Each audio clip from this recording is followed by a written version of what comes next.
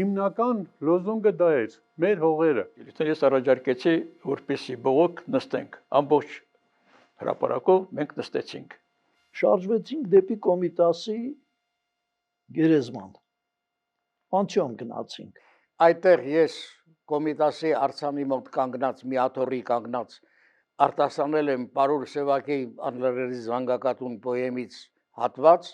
հոշեցին ու ջնջեցին, հատեցին հաստ ու բարակ, խաչեցին ու տանջեցին, վառեցին, տվին կրակ եւ այլն։ Սևակը ելույթ ունեցավ։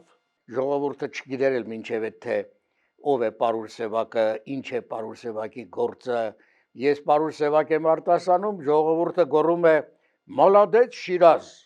Խոսեց։ Ներկայացավ ասաց ժողովուրդ, ես Պարուր Ղազարյանն եմ, գրական անուն էլ ունեմ,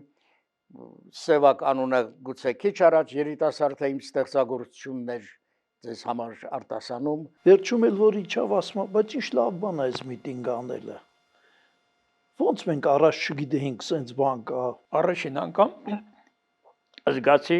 հայ ուժը, որ մենք ընդունակ ենք,